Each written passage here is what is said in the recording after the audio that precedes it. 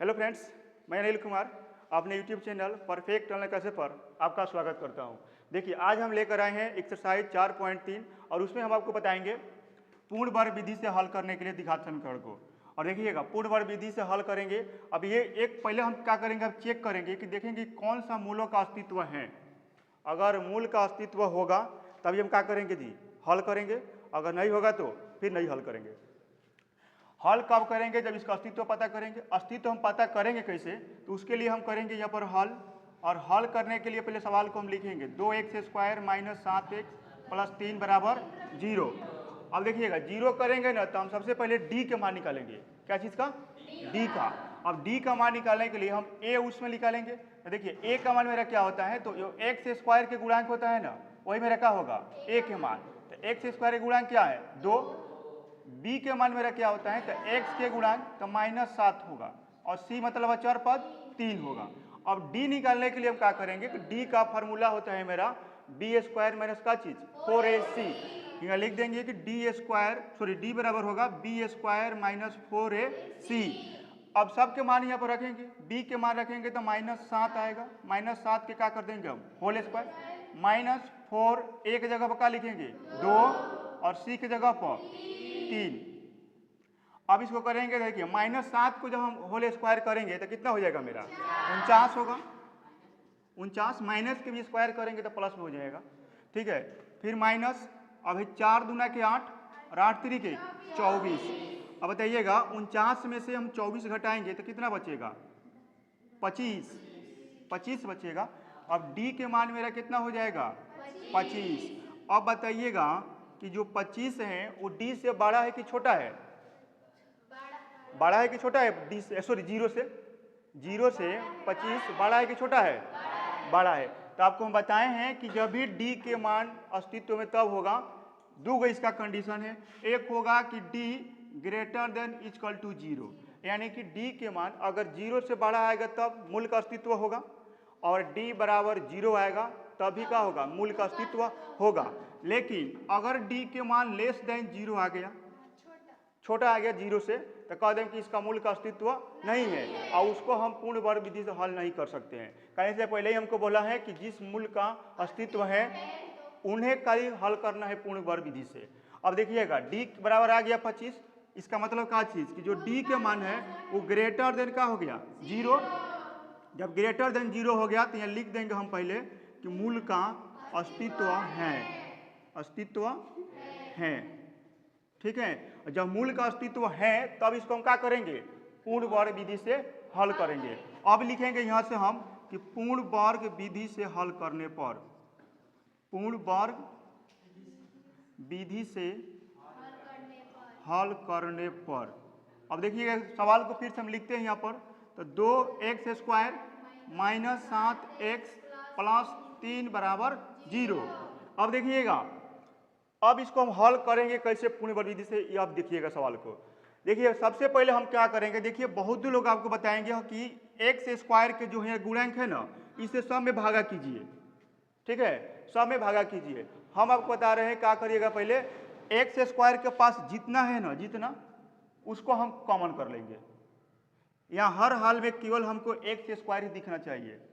क्या दिखना चाहिए, केवल x²। जितना इसके पास में रहेगा इसका गुणांक कोफिशिएंट, उसको हम क्या कर लेंगे, कॉमन कर लेंगे। तो कॉमन करेंगे, देखिए क्या होगा, यहाँ पर 2 कॉमन करेंगे तो यहाँ बचेगा x², यहाँ बचेगा 7/2। जैसे 2 से गुणा करेंगे तो 2 से 2 कट जाएगा, फिर क्या आ जाएगा 7x, तो 7/2x प्लस फिर यहाँ बचेगा 3/2 बराबर 0। अब इस 2 को हम बराबर के उस पर भेजते हैं। जैसे उस पर भेजेंगे तो ये बचेगा x², ये बचेगा 7/2x और प्लस ये बचेगा 3/2। और देखिएगा 0 तो पहले ही से है मेरा इधर, और ये 2 है वो गुणा में है, बराबर के उस पर भेजे तो कैसे जाएगा, भागा में, तो बाटा कर देंगे 2।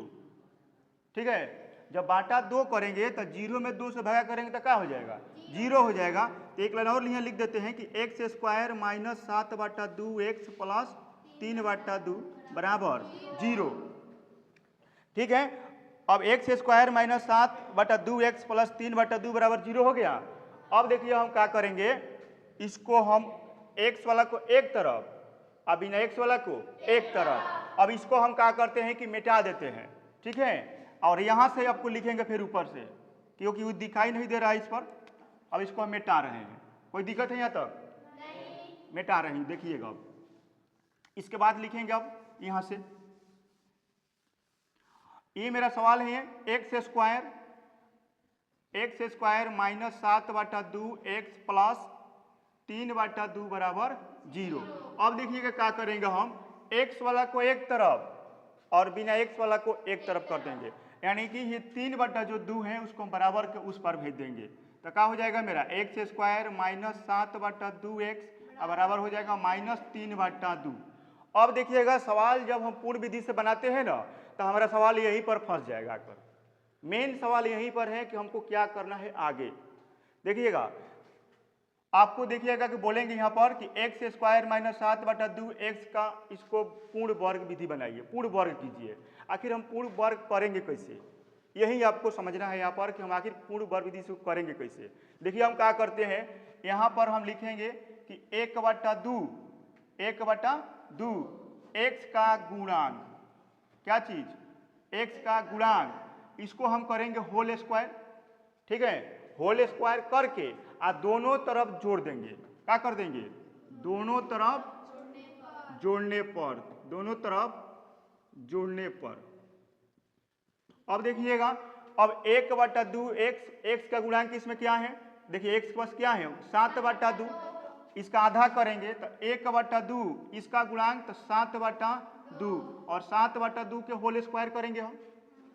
7 से 1 में गुणा करेंगे तो कितना होगा 7, 2 में 2 से गुणा करेंगे तो 4। अब 7/4 के होल स्क्वायर करेंगे तो कितना होगा 49/16।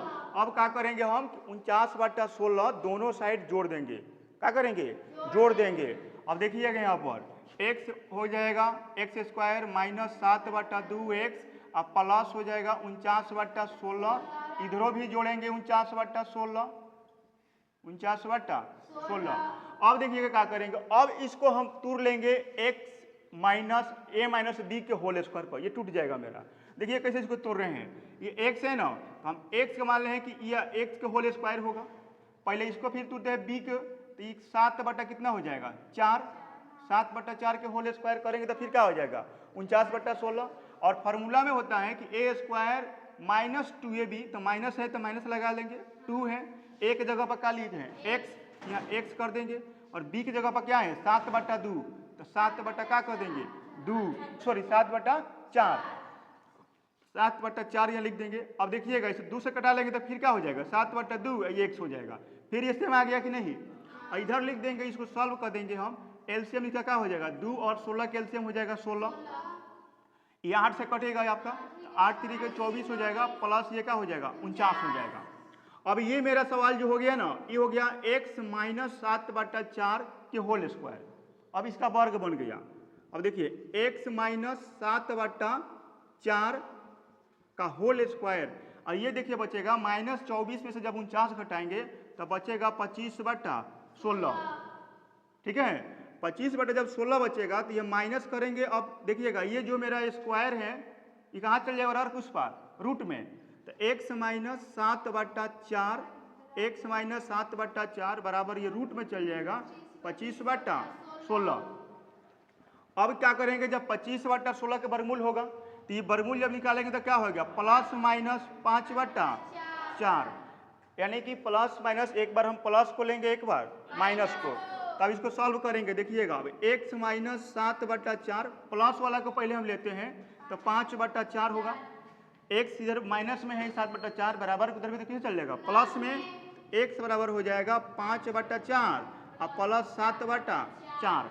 इसको जब एलसीएम निकालेंगे तो 4 होगा, इधर बचेगा 5 प्लस 7 यानी कि 12/4, कट के आ गया 3, x के माने वो कितना निकल गया 3, और एक माइनस हम लेकर हल करते हैं तो देखिएगा x माइनस 7/4 अब बराबर होगा माइनस 5/4। इसमें से माइनस वाला कब लेते हैं, फिर क्या करेंगे इधर कि x माइनस ये है ना माइनस में, इसको भेज देते हैं बराबर के उस पार, तो माइनस हो जाएगा 5/4, फिर ये माइनस में है तो प्लस में 7/4, फिर एलसीएम का हो जाएगा मेरा 4 माइनस 5 और प्लस 7, -5 में से +7 घटाएंगे तो कितना बचेगा? 2/4। 2 दूनी के 1/2, यानी कि x का मान कितना आएगा? तो 1/2 और 3, यही आपका क्या हो जाएगा जी? आंसर हो जाएगा। ठीक है, अब दिखा रहे हैं हम आपको दूसरा सवाल इसी का, इसको भी देखिएगा। देखिए इसको भी हल करेंगे उसी तरह से हम यहाँ पर हल करेंगे तो यहाँ लिख देंगे हल में 2x² प्लस x - 4 बराबर 0। अब देखिएगा इसमें कहा है हमको ना कि मूल का अगर अस्तित्व है तभी हल कीजिएगा, अगर मूल का अस्तित्व नहीं होगा तो फिर हल नहीं होगा हमसे। अब इसको मूल को पता करने के लिए हम क्या करेंगे, इसमें d के मान निकालेंगे और d के मान निकाले खातिर हम पहले a b c के मान निकालते हैं। a के मान हो जाएगा मेरा 2, b के मान होगा 1 और c के मान होगा -4। d के मान निकालते हैं, इसका फॉर्मूला होता है b² - 4ac। यहाँ पर लिख देंगे 1 माइनस फिर -4, 1 के जब स्क्वायर करें तो 1 होगा और माइनस से गुणा करेंगे तो प्लस, 4 दूना के 8 और 8 चौका 32 और 1 33। अब बताइएगा कि d के जो मान है अगर मेरा 0 से बड़ा है कि छोटा? जब बड़ा है तो हम क्या कह देंगे, यहाँ लिख देंगे कि d ग्रेटर देन 0, और जब 0 हो गया तो यहाँ लिख देंगे कि मूल का अस्तित्व है। जब मूल का अस्तित्व है ना तब हम लिखेंगे कि पूर्ण वर्ग विधि से हल करने पर। अब इसको क्या करेंगे? पूर्ण विधि से हल करेंगे तो यहाँ लिखेंगे हम अब कि पूर्ण वर्ग विधि से हल करने पर। अब सवाल को फिर हम लिखते हैं, देखिएगा 2x² प्लस x - 4 बराबर 0। अब इसको फिर देखिए वही काम करेंगे, x के जो स्क्वायर के पास जो है ना उसको हम कॉमन कर लेते हैं। 2 को कॉमन करेंगे तो x² ये x/2 होगा और माइनस ये होगा 4/2 बराबर 0। फिर वही काम करेंगे, 2 को जो गुणा में है बराबर का उस पर कैसे चल जाएगा? भागा में। यह मेरा आ जाएगा x² प्लस x/2 माइनस 4/2 और बराबर आ गया 0/2। इसको कटवा लेते हैं 2 से, x² प्लस x/2 और -2 बराबर 0। अब देखिएगा इसको हम भेज देते हैं बराबर के उस पर, बोले हैं कि x वाला को एक तरफ और बिना x वाला को एक तरफ। अब इसको हम कर देते हैं x² प्लस x/2 और बराबर, ये देखिएगा माइनस में 2 है तो बराबर उसमें तो क्या हो जाएगा? प्लस में 2। अब यहाँ हम क्या करेंगे, यहीं पर आपको बोलते हैं कि बार बार सवाल मेरा यहीं पर फंसेगा आकर। ठीक है, जब ये फंसेगा तो अब हम क्या करेंगे कि इसको हम लिखेंगे इसके आगे हम यहाँ पर कि आखिर करते क्या है। यहाँ पर तो 1/2 करते हैं और x का गुणांक लिखते हैं, x का गुणांक, x के गुणांक लिखकर इसको स्क्वायर करते हैं और स्क्वायर करने के बाद से क्या करते हैं कि दोनों तरफ जोड़ देते हैं, दोनों तरफ जोड़ने पर। ठीक है, दोनों तरफ जोड़ने पर। अब देखिए क्या करते हैं, हम इसको मिटाते हैं और यहां से सवाल हम उठा के ले आते हैं ऊपर, x² प्लस x/2 बराबर 2। ठीक बा, मिटा रहे हैं इसको, देखिएगा आगे इसको लिख रहे हैं हम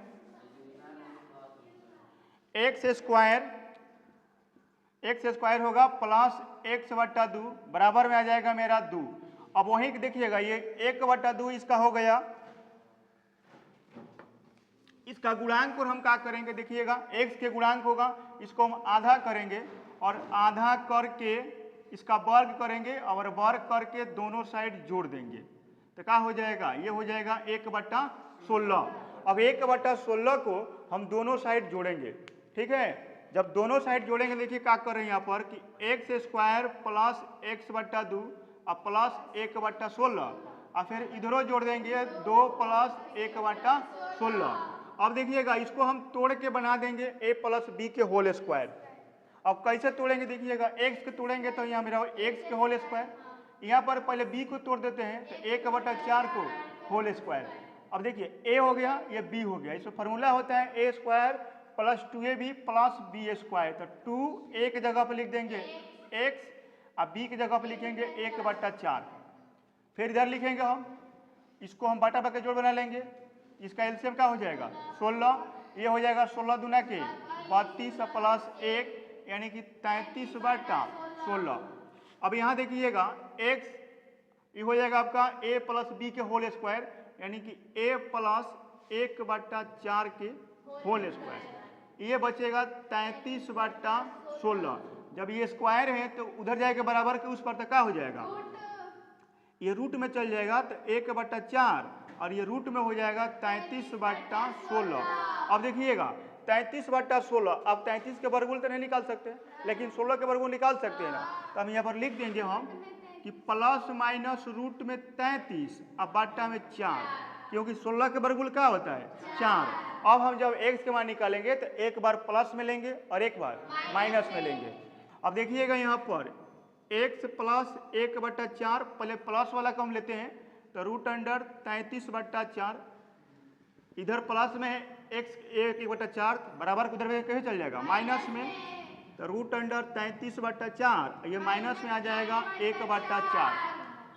एलसीएम निकाल देंगे इसका, 4 हो जाएगा एलसीएम, इधर हो जाएगा रूट 33 माइनस 1, x के माने को मेरा ये आ गया। ठीक है, अगर आप किताब में आप आंसर देखिएगा तो इस तरीके से लिखा है 1 और प्लस माइनस में 1 और प्लस में रूट अंडर 33/4, ये आपको किताब के आंसर दिया हुआ है। फिर हम देखेंगे यहाँ पर x प्लस 1/4, अब माइनस में इसको एक बार लेंगे तो माइनस रूट अंडर 33/4। फिर देखिएगा जब x का हम मान निकालेंगे तो ये प्लस में है तो इधर भेजेंगे तो चल जाएगा माइनस में, तो माइनस रूट अंडर 33/4 और फिर माइनस 1/4। फिर इसका भी सॉल्व कर देंगे तो ये अब एलसीएम हो जाएगा इसका। फिर यहाँ आएगा माइनस 33 और माइनस 1।